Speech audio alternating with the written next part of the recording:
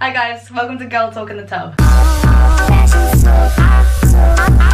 This is a new concept. I thought that, you know what, it's meant to be a relaxing, chilled out video, so we may as well do it from the tub. And I'm chilling in the tub right now, and I'm literally sweltering. If you see a sweat bead drip down my forehead, don't talk about it. But anyways, welcome to my tub, and today we're going to be answering awkward questions you're too afraid to ask your sister. I like these types of videos because I just have no filter, and I will say how it is. In this day and age, there should not be things that we shouldn't be talking about. I feel like there's a lot of things we need to cover, and I got them all in here. It's all anonymous, by the way, which was sent in to my Instagram, which is at @Elisabeth, recently verified. What the genuine fuck? I'm literally over the moon. Who wants to DM me a video? Because I'll do it. But yeah, let's get on to these awkward questions. How to get a lad to want you and not for your body? Well, first of all, you don't go for a lad who wants just your body. What is the point in that? Unless you're feeling a little bit horny and you just want to like do some stuff, sure, go for it. A girl needs what a girl needs. But at the same time, if you're emotional with that guy, cut him off. You should not settle for less. Like, if he really just wants for your body, he doesn't want you for you. And personality overlooks any day. Do you wax or shave your armpits? I've seen yours and they look light.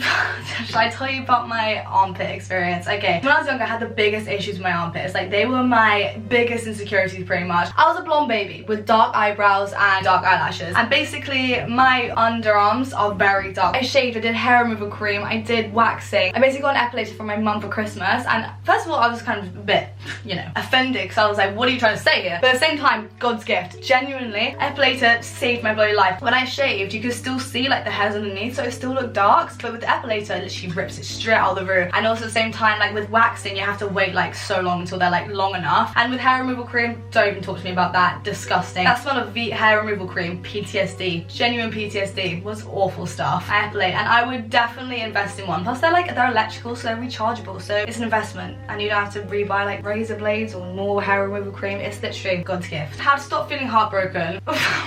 Well, this one hit close to home. It's a really difficult one. It really depends about who broke up with who, because like even if you were the person who broke up with your loved one, like you're obviously gonna be heartbroken as well because you're letting go of that person. And I genuinely think that you just have to keep yourself busy, and if worse comes to worse, I think even like cut all contact. It literally just won't help either of you. I feel like it's one of those things where you just have to bite the bullet and be like, okay, just gotta let go. Being heartbroken is the worst thing, and there's this like saying where it's like, time isn't a healer, you just learn to deal with it. But if you have been broken up with, just like try and focus on the positives. Think about the good times that you guys had. Like, I know like some people grow up and some people grow out with each other, and like you just have to break up because it just doesn't work anymore. So just focus on the positives, think about the good times, try not to get too down about it, because obviously you gotta live life to the fullest still, and just have some me time, please. Self-love is the best type of love. And yeah, I'm sorry about that. If any girls out there who are heartbroken, I love you and I resonate. I resonate. Favorite perfume to get compliments? Okay, I'm gonna put you on something. Ariana Grande Sweet Like Candy. Oh, it is to die for. It's a cheap perfume and it does the bloody job. Like, I get the most compliments with that perfume. I think it's only like 25 quid, I'm pretty sure. It's so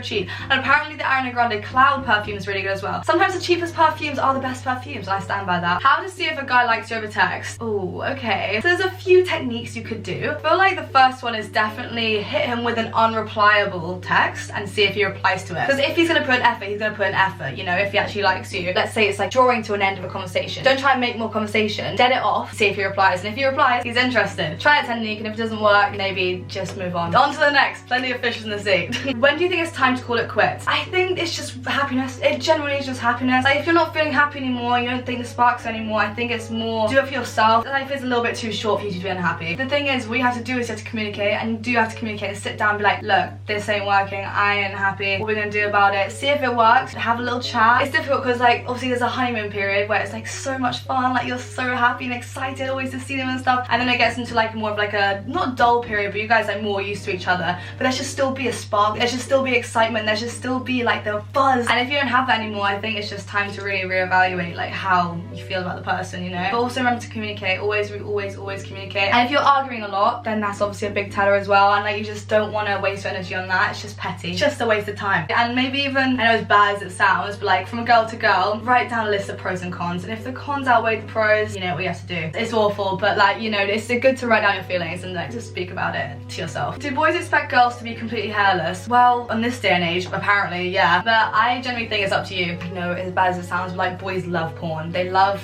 to watch it, indulge themselves in it. I don't know, I don't want to get too much into detail. And obviously all those porn stars are literally butt naked, hairless. They are literally newborn babies babies. I don't even know what they get done to their coochie, but it is illegal because how is it that smooth and no ingrowns? Doesn't make sense to me. Yeah, there is a little bit of societal standard there, but it's honestly up to you. Genuine preference. Because for me, if I let myself outgrow a little bit too much, I feel uncomfortable down there. Like when I'm walking and stuff, I'm like, I'm itching. I will change that because I'm a little bit uncomfortable. And don't ever try and change yourself for a boy. It's not worth it. So do whatever makes you feel comfortable. And whatever makes you feel confident as well. Like if you feel confident being hairless, do it. It's all about confidence, ladies. How do you know when you're ready for sex? I don't know. It really depends, because sometimes if you're in a relationship with a guy, the guy can be like to you like, okay, well, so when we're gonna do it? And you're like kind of pressured more on that side to be like, oh my god, when am I ready to do it? I actually don't know. So I feel like there's a confounding factor of that, because normally a guy would probably egg it on because they are horny fucks. I'd say it's always down to you and how you feel, and also tap into your sexuality. Tap into how horny you're feeling, because if you're feeling horny and you feel like you're ready for that action, then you're ready for it. But if you're not, then don't force yourself into any situations. Trust me, it's not worth it, and you don't want to do it with the wrong person, because it's a very sentimental time and you want to remember it to be with someone who you care about and you think is special. Is it a good idea to get back with an ex? Is it good to get back with an ex?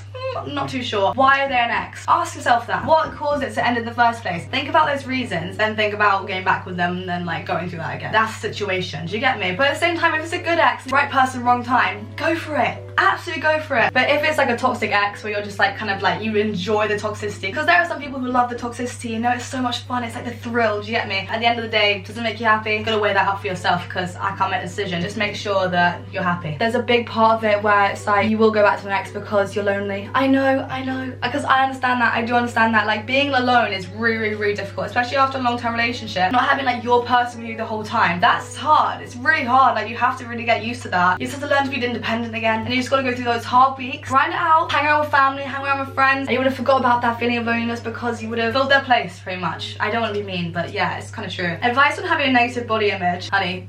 I need this advice too. It's all down to the way you perceive yourself, and it's all down to the way you dress. You know when like there's those trends where people just literally wear skin tight things, so skimpy, you can see every single bulge and every single like curve. I generally just say don't follow the trends. Like everyone has different body type and everyone suits different things. Like for me, I don't really suit skin tight bodycon dresses because I have the shape of a little boy. I am straight down. I really just do not have many curves. For me, if I'm gonna be body confident, I'm just not gonna get involved with them. Like why would I wear something which I feel uncomfortable in? Where would you feel like you're most confident in? And if you're feeling negative about your body, don't go into unhealthy habits, please. For your sake, just please don't. It's very unhealthy, and it physically will change you and mentally will change you, and it's just not a good like rabbit hole to go down. Don't follow fashion trends because sometimes they're shit. Is it okay to have a crush on a family friend? I was a bit scared opening that question because I thought it was gonna say, is it okay to have a crush on a family member? Which would have been a different story. But a family friend, yeah, sure. Am I seeing a problem? No. Can you talk about contraception? Okay, let's talk. So I actually have come off the pill now. I have been off the pill for 2 months now, and I've only just got my regular periods back, which is sick, which I'm getting my period pains back, which is amazing. Actually, this bath is helping because I'm actually on a period now, so that's nice. Little bonus for today's video. For reference, I was on the pill Celeste. One of the brand names was discontinued, so I think it's called Celeste or Celeste. It was really good for me, really good, but I found that I was bloating a lot. I'd eat like one meal and be like, whoop, and I'd be like, okay, well now I'm not confident anymore, like what's going on here? And I was on that pill for like 4 years, I think, or 3.5 years, so it's been a long time. So I've just come off it, and I felt, I'm not gonna lie, a little bit better, because I found some negative side effects, and I found I had such bad PMS, aka like I'd be literally cramping like a week before my period, which wasn't even a period, getting like angry as well. Like I'd be like so like antsy, and like if someone triggered me, whoa, you do not want to trigger me. And also I found I lost my sex drive. Yeah, I know. And I was just like, you know what, I want that back. So I just came off the pill and everything's back to normal. But period pains are back to square one. I initially went on the pill because I had bad periods, and also because I was kind of sexually active or whatever. But I'm happy I'm off it, and I don't need to be on it anymore actually. There's so many reasons why you could go on the pill. It's good for skin, it's good for period pains, it's good for obviously contraception in general. I'd root for it, but when you're on the pill, really analyze how you feel. Like analyze your cycle, analyze how you feel from day 1 to day 30, you know, because like you have to see like if there is any massive drastic change, because like obviously if you're going to be on that pill for a long time, you don't want to like change your personality or change anything about you. Obviously you want it to be like the most low-key pill while protecting yourself, you know.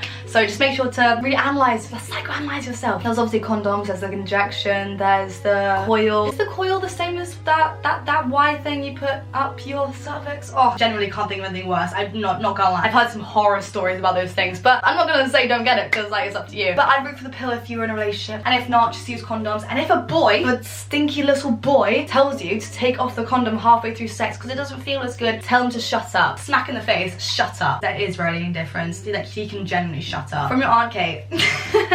Tell that boy to shut up. How to move on from someone that's done you wrong but you still love them.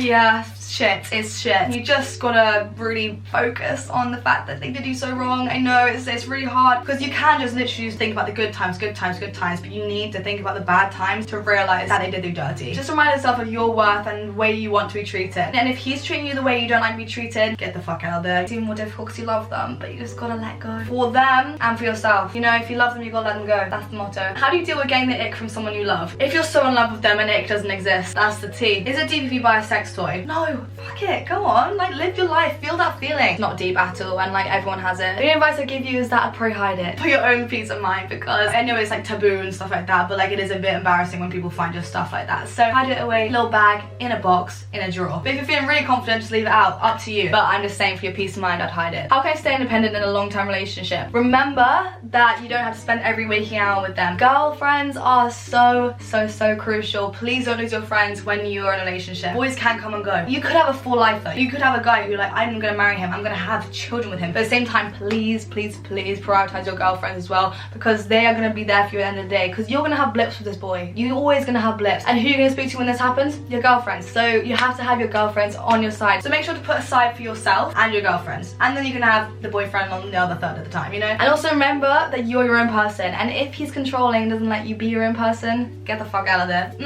No honey, because the only person at the end of the day you have is yourself. If he's not letting you do that, then you need to have a conversation. How to deal with a UTI. Oh my god. First of all, how to not get one. Just get up and pee. I know you want to like snuggle and like tell them how much you love them and stuff, but like get the fuck up and pee for your own sake. You don't want those 5 to 7 days the next week on antibiotics. Because first of all, not fun. Second of all, painful. So painful, especially for girls. I think I've had like 3 UTIs in my lifetime, and it just like feels like someone's got a knife and stabbing me in the back continuously. The way to deal with them, antibiotics, I'm not gonna lie, and drink loads and loads of water, cranberry juice. I think antibiotics and ibuprofen, because it does hurt when it does stab you in the back like a fucking machete. How do I approach a guy who literally sucks at making the first move and is kind of shy / quiet? I'm not gonna lie, but confidence is infectious. As soon as you're confident towards them, they will open up a little bit more. Like, I know it will probably be like trying to get blood out of a stone, but like still, day by day, it will happen, trust me. Basically, you always have to be the one who's like full on. I'm not gonna lie, put yourself out there. Be the ringleader, you know? Just like see what happens. Also, the quiet and shy ones are always the sweetest. If you really like them, then it's worth it. But yeah, anyways, I think that's me done. This bath is officially cold. I'm not gonna lie. If you guys like these, please give it a thumbs up and comment down below if you want me to do another part. I love you guys so much. Kisses, and I'll see you next week. Bye.